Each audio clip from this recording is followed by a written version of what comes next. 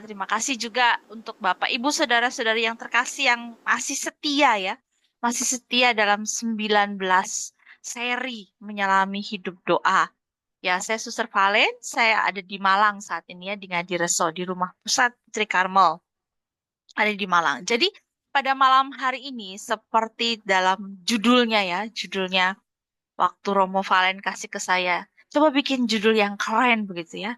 Yang biar biar membangkitkan, biar pada ingin tahu begitu. Makanya dipakai yang keren secret keys to growth in prayer. Jadi pakai bahasa Inggris ya biar keren ya. Intinya marah katanya sih apa kayak kunci-kunci rahasia, tapi sebenarnya tidak rahasia ya.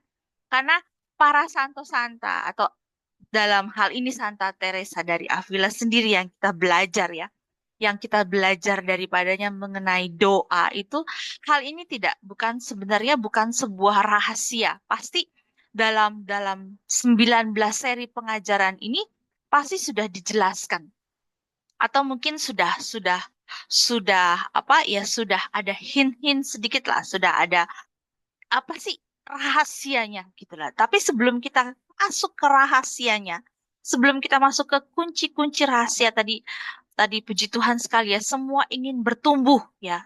Makanya kalau tidak mau bertumbuh dalam doa, saya yakin tidak mungkin lah pada malam hari ini Anda sekalian meluangkan waktu atau yang ada di Jerman, yang ada di luar negeri siang hari, Anda meluangkan waktu untuk berdoa bersama, untuk setia dalam mengikuti, menyelami hidup doa ini dalam 19 seri itu bukan seri yang singkat loh, itu sangat panjang 19 seri itu.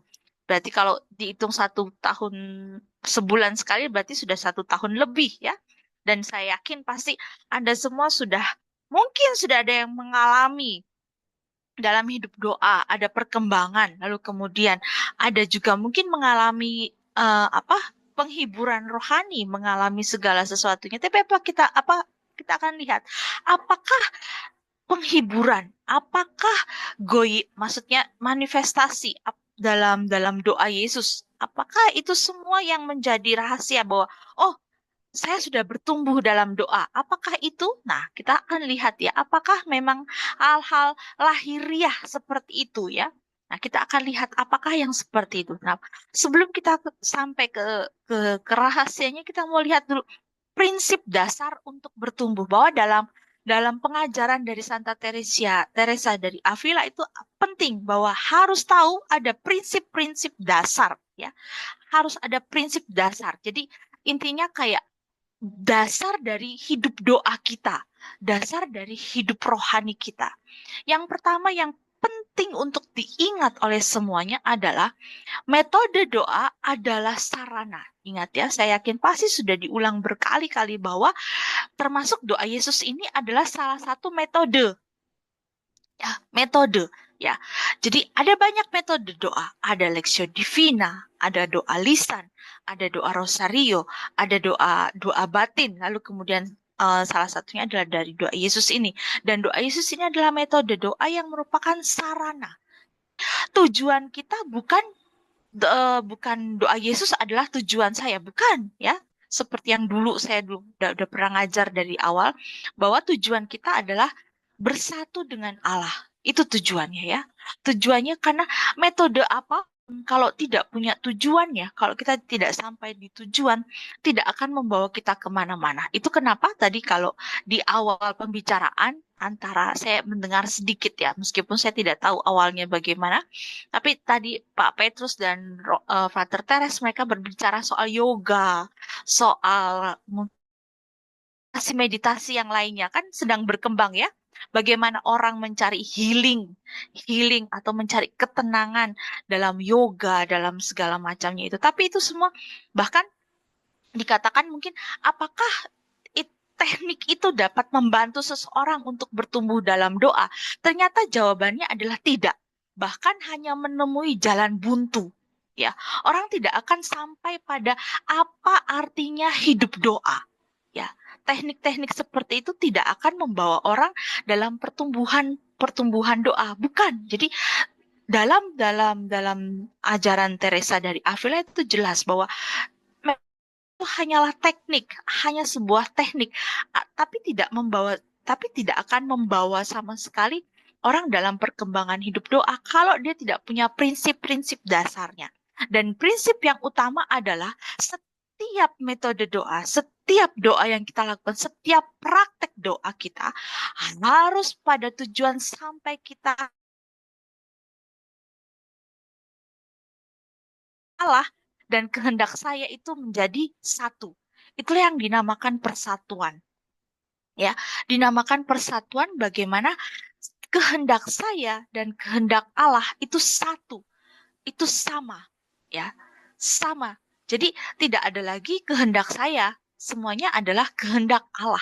Jadi bagaimana saya melakukan kehendak Allah dalam kehidupan sehari-hari, itu prinsip yang utama dan yang pertama dalam sebuah untuk bertumbuh di dalam doa. Jadi kalau tujuan doa saya hanya sampai kepada untuk memenuhi segala keinginan saya, nah, itu belum sampai itu tidak akan pernah berkembang dalam doa.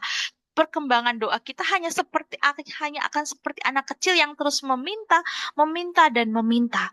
Tidak pernah akan sampai pada apa sih kehendak Allah sebenarnya. Jadi setiap doa, bahkan setiap devosi, setiap permohonan kita, doa novena, bahkan doa novena pun itu harus sampai pada apa sebenarnya yang menjadi kehendak Allah dalam kehidupan saya. Ya, jadi kadang-kadang kita ini memang benar. Yesus mengatakan jangan pernah jemu-jemu untuk berdoa. Ya, jangan pernah berjemu-jemu untuk berdoa.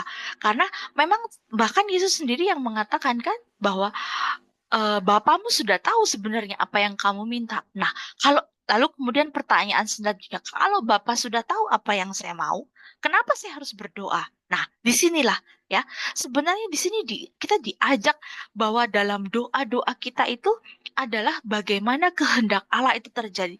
Itu sudah jelas sekali dalam doa Bapa kami. Satu-satunya doa yang diajarkan oleh Yesus adalah doa Bapa kami, yang bagaimana itu merangkum seluruh doa-doa yang ada. Yang pertama bagaimana dia bilang memuliakan Allah. Lalu kemudian dikatakan jadilah kehendakmu. Lihat ya, sebelum kita meminta rejeki, yang pertama adalah jadilah kehendakmu di atas bumi seperti di dalam surga.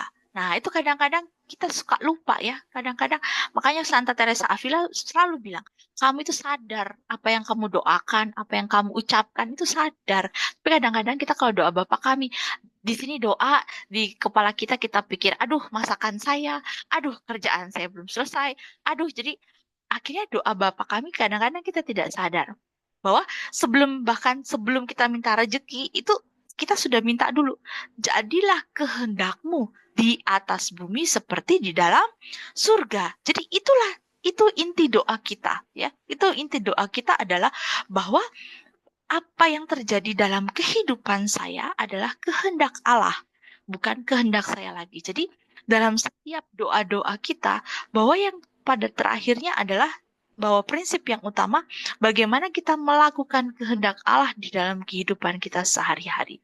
Lalu kemudian prinsip yang kedua, ya, perkembangan doa kita itu tidak tergantung sama sekali pada situasi hidup kita saat ini. Jadi jangan dipikir bahwa oh kalau saya mau bertumbuh dalam doa saya harus masuk biara. Oh kalau saya harus bertumbuh dalam doa saya harus di gereja 24 jam. Oh kalau saya mau bertumbuh dalam doa saya harus punya uang yang banyak. Oh kalau saya mau berkembang di dalam hidup doa saya harus doa yang banyak-banyak, harus harus doa Yesus, nanti 1 jam doa Yesus, doa Alexio Divina, doa ini, bukan. Ya, sama sekali tidak bergantung pada hal itu. Bahkan Anda tidak perlu di dalam biara pun, Anda bisa mengalami perkembangan hidup doa yang mungkin jauh lebih besar daripada kami yang ada di dalam biara. Ya, jadi tidak pernah tergantung pada situasi hidup seseorang manusia saat ini. Sama sekali tidak ya. Lalu kita lihat prinsip yang ketiga. Dia juga, kalau prinsip ketiga ini adalah prinsip dasarnya adalah orang itu tidak hanya nanti kan di situ prinsip utama mau melakukan kehendak Allah ya. Nah, di prinsip yang ketiga ini bahwa dalam untuk bertumbuh dalam hidup doa ini, orang nanti harus, jadi seluruh doa-doa kita ketika kita berdoa itu, kalau kita mau berkembang dan tumbuh, itu dilihat dari bagaimana apakah saya melakukan yang lebih, ya. Jadi tidak hanya melakukan, intinya seperti yang Yesus ajarkan. Kalau orang meminta kamu untuk jalan 1 mil, berjalanlah dengan dia 2 mil. Nah, apakah kita mau sampai lewat? Jadi tidak hanya, oh, eh, saya cukuplah doa saya 10 menit hari ini. Tapi kalau kita betul-betul mau sampai pada kehendak Allah, bagaimana saya mau melakukan yang lebih? Saya selalu mau melakukan lebih. Kalau di sini dibilang sebuah kemurahan hati, ya. Bagaimana saya mau murah hati, meluangkan waktu saya yang banyak untuk mencintai Allah. Bagaimana saya mau melakukan yang lebih, ya. Mungkin kalau contoh saja, sekarang kita lagi dalam masa prapaskah, ya. Gereja sendiri kita pantang dan puasa yang wajib adalah Rabu dan Jumat Agung. Lalu kemudian hari Jumatnya melakukan pantang. Lalu puasa kita itu biasanya, saya tidak tahu, biasanya kan 1 kali makan kenyang. Jadi kadang-kadang tuh diterjemahkannya bisa makan 3 kali, tapi hanya 1 kali yang kenyang. Nah, mungkin ada yang mau lebih, karena saya mau bertobat, saya mau, sebagai lambang pertobatan saya, sebagai lambang penyangkalan diri saya, sebagaimana saya mau bertumbuh dalam hidup rohani saya mau makan sehari hanya 1 kali, ya, karena saya mau melakukan yang lebih, ya, dalam kehidupan doa saya, agar saya bertumbuh dalam kehidupan rohani saya mau melakukan yang lebih, ya, yang lebih untuk semata-mata bukan supaya saya hebat, bukan, tapi bagaimana supaya saya bisa bertumbuh, supaya saya lebih dekat lagi dengan Tuhan. Karena ingat bahwa Tuhan itu, dalam dalam kalau Anda ingat bacaan-bacaan pada awal-awal Rabu Abu atau minggu pertama awal-awal dari masa Prapaskah, itu kita diajak bahwa janganlah mengoyakkan bajumu, tapi koyakkanlah hatimu, ya. Jadi bukan bukan persembahan yang kuinginkan, tapi aku menginginkan hatimu. Jadi bagaimana puasa dan pantang kita juga, bukan, Tuhan tidak menginginkan puasa dan pantang kita yang hanya sekedar pantang-pantang ini, pantang itu, tapi lebih lebih betul-betul pantang dan puasa yang membawa pertobatan hati, ya. Jadi bagaimana saya mau melakukan lebih, lebih, lebih untuk menunjukkan cinta saya, menunjukkan kasih saya kepada Allah, gitu. Jadi betul-betul pemberian. Jadi murah hati. Saya mau murah hati kepada Allah. Karena nanti kita lihat bahwa itu akan ada hubungannya.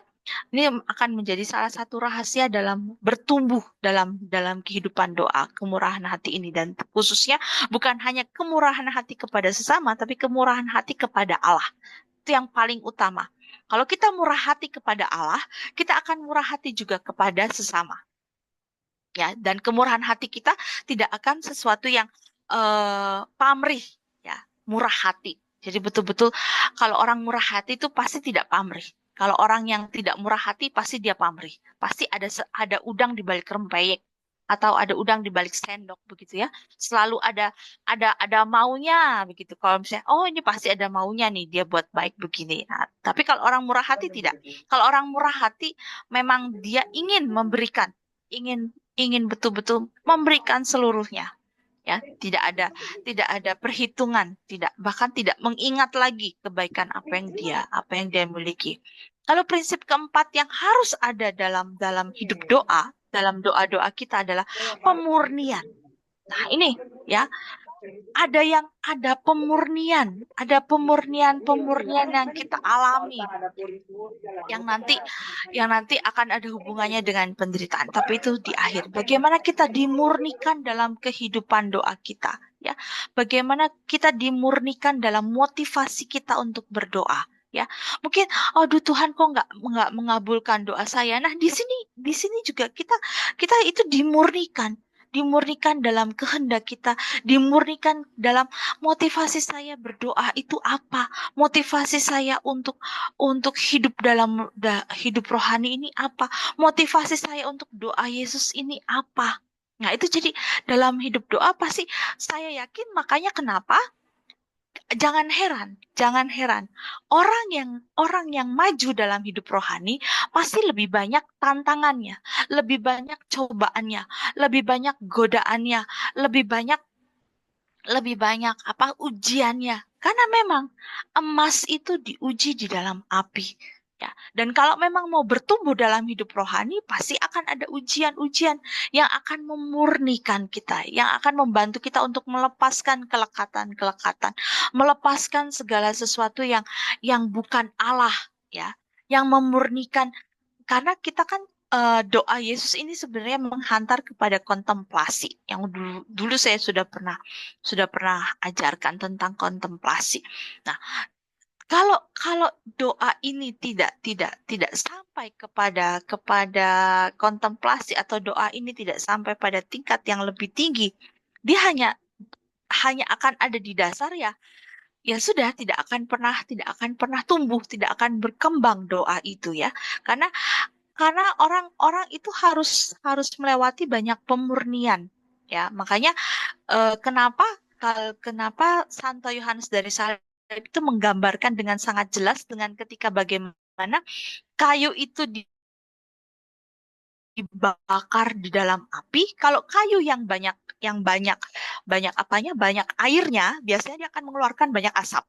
Nah, itu menandakan bahwa bagaimana api itu memurnikan supaya nanti si kayu itu betul-betul kering, betul-betul nanti dia kering sehingga dia bisa jadi bara itu sendiri, jadi arang itu sendiri. Kalau kalau banyak kelekatan biasanya asapnya itu semakin banyak. Nah, itu. Jadi bagaimana dalam hidup doa itu memang pasti ada pemurnian.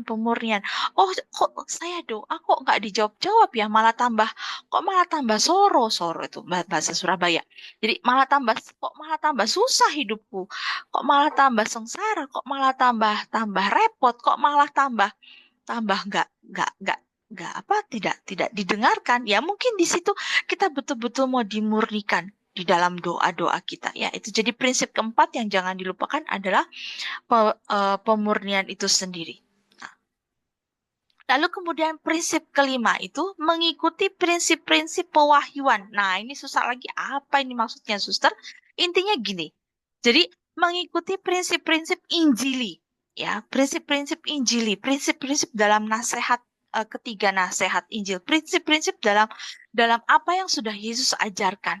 Yesus itu sudah bilang, dia bilang, kalau hidup keagamaanmu tidak lebih baik dari orang Farisi, itu sama saja tidak ada artinya. Orang Farisi itu, Bapak, Ibu, Saudara-saudara yang terkasih, mereka itu sangat strict pada hukum. Kalau mau makan cuci tangan, ritualnya itu banyak hukumnya. Mereka tuh, dan mereka sangat mentaati setiap detail hukum, ya. Mereka taat Taurat, tapi Yesus meminta lebih. Bayangkan, Yesus meminta lebih, ya. Apa itu? Bahwa Yesus meminta sesuatu yang kau bukan hanya soal hukum, bukan hanya soal bagaimana metode doamu, tapi betul-betul bagaimana kamu mau keluar dari dirimu sendiri. Orang Farisi itu terkungkung dengan hukum-hukum mereka sendiri, dengan pemikiran-pemikiran mereka sendiri. Oleh karena itulah mereka tidak dapat melihat bahwa Yesus adalah anak Allah. Karena mereka terkungkung dengan pikiran-pikiran mereka sendiri. Mereka tidak mau terbuka. Ya, mereka tidak mau terbuka. Mereka hanya punya ya di otak mereka sendiri. Mereka hanya berputar-putar dengan keinginan mereka. Mereka berputar-putar dalam konsep-konsep mereka. Nah, ini di sini kita harus melepaskan itu. Segala konsep-konsep, ya. Konsep-konsep, oh kalau doa itu harus begini, doa itu harus begini. Kalau mau itu tuh harus begini, begini, begini, ya. Tidak begitu, ya. Bukan begitu. Dan yang lalu kemudian Santa Teresa dari Avila juga mengatakan, kadang-kadang ada orang yang mau berbuat lebih, tapi mereka takut menyakiti diri mereka. Ya, takut akan kesehatan mereka. Oh, saya takut mau puasa, takut mah saya kambuh. Oh, saya takut kalau saya begini nanti saya pusing. Oh, takut kalau. Nah, Santa Teresa dari Avila ini kadang-kadang kita suka mengikuti kodrat kita, ya, mengikuti badan kita. Nah, Santa Teresa Avila dia bilang, kadang kita harus melatih seluruh daya-daya.